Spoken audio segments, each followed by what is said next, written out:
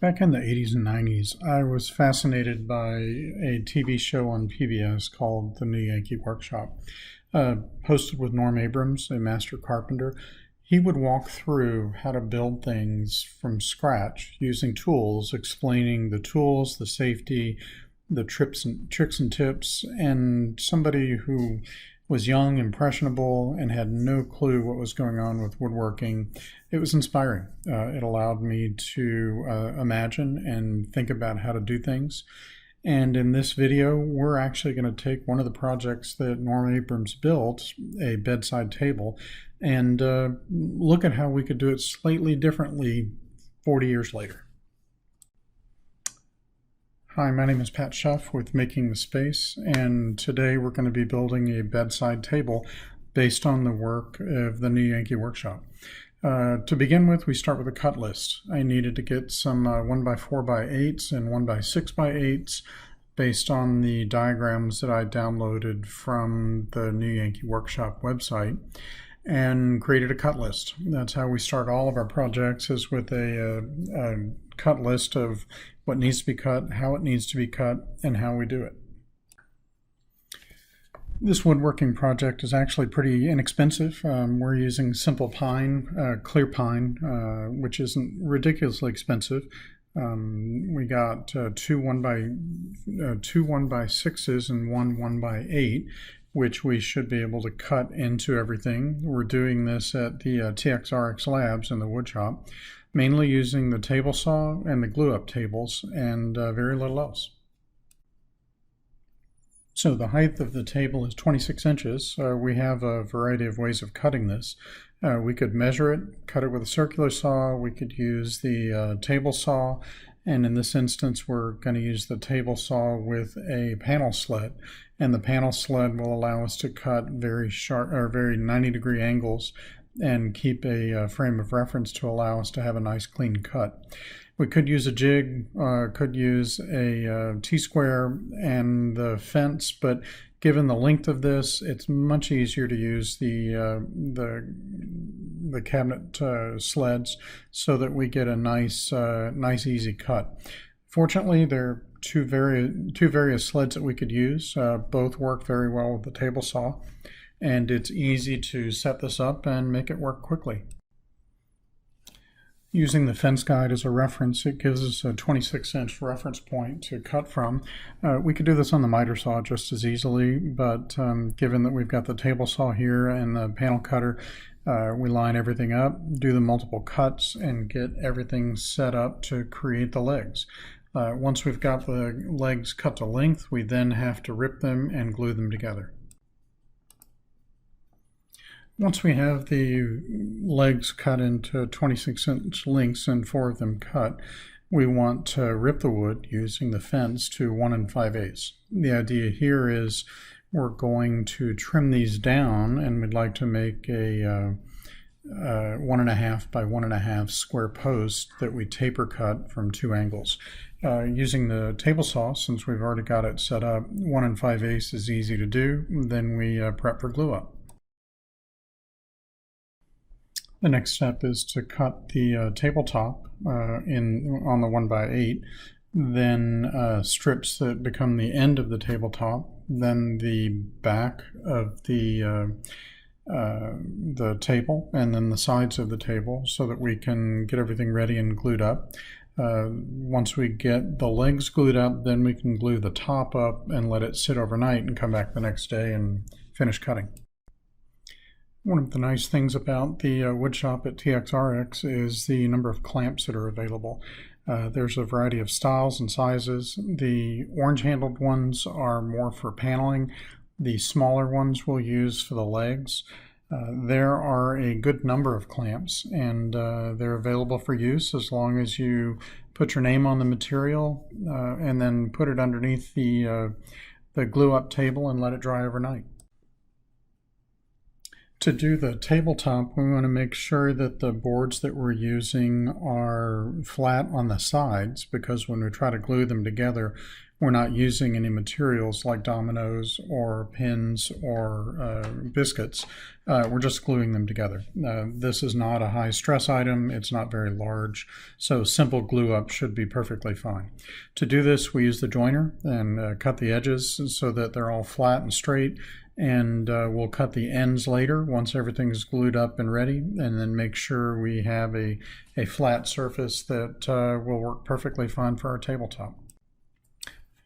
Given that this is just two boards being mated together, we really don't need to do much. The orange handle panel clamps work perfectly fine. We can lay everything on the rails, glue everything down, make sure we spread the glue between the two pieces of wood, clamp it lightly, and let it sit.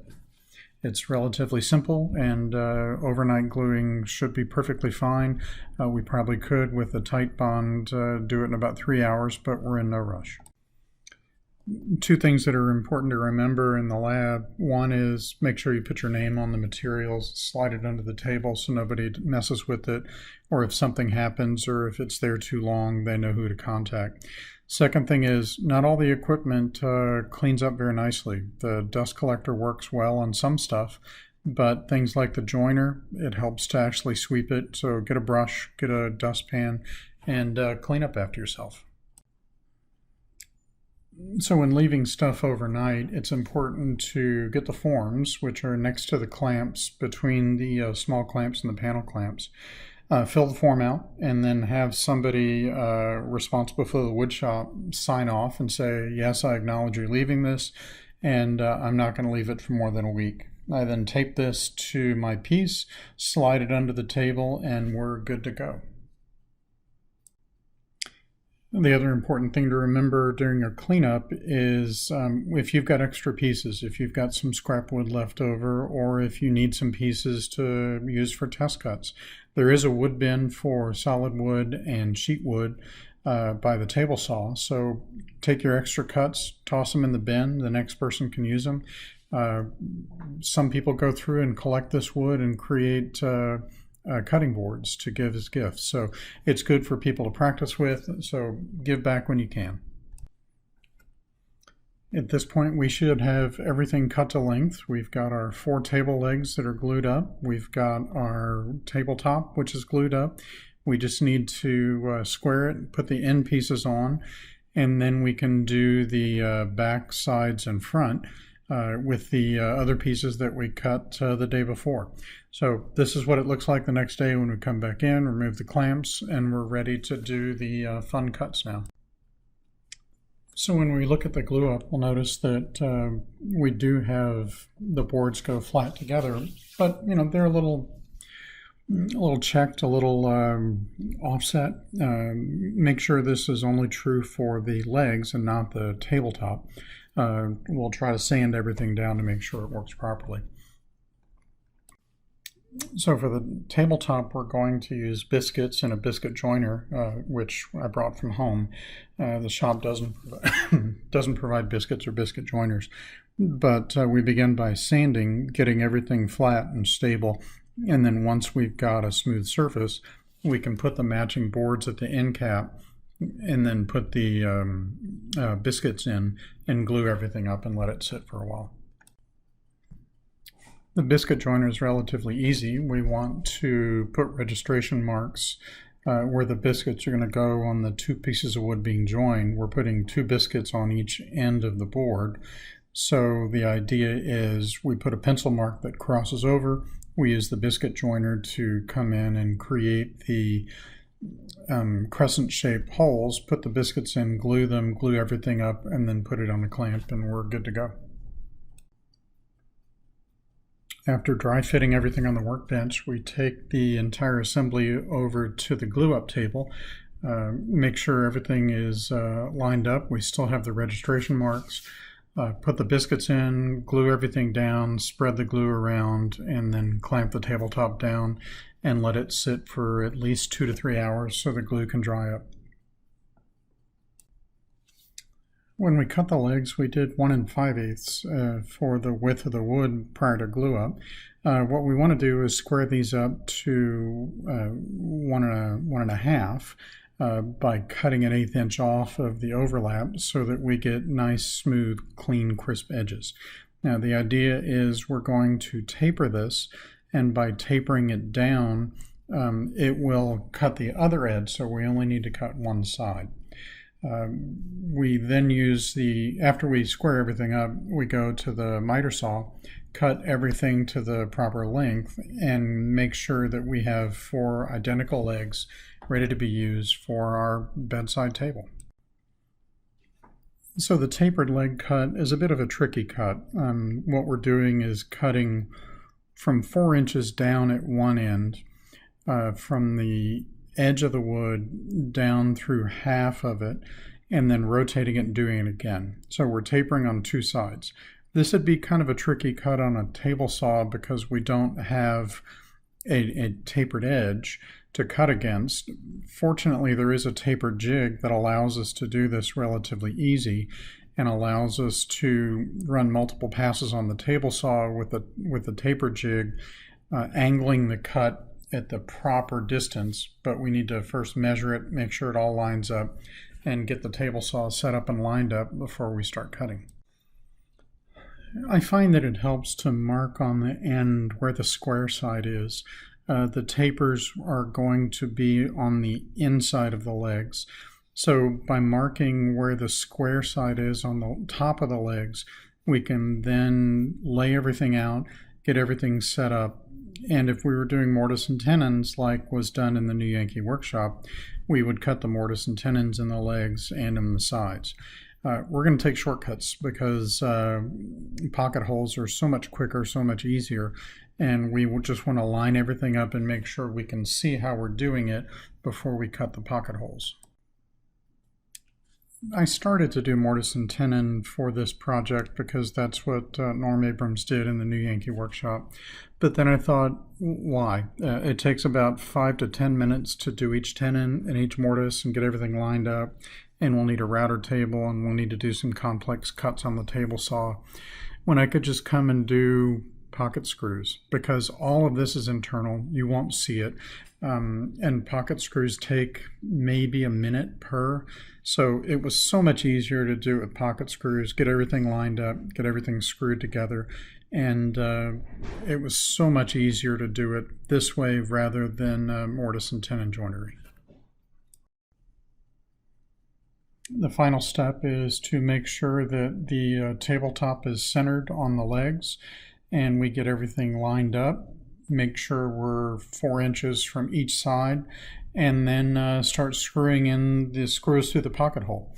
Now it's important to remember, don't over tighten these screws, because if you over tighten or use screws that are too long or drilled too deep in the pocket hole or something wrong, it will be obvious because the screw will poke through the top of the table. And that's the last thing we want, is holes through the beautiful tabletop that we glued up and prepped. So make sure you don't over tighten. If you're afraid of doing that, you might use an L bracket and screw straight in with smaller screws and then angle in the bracket to the legs.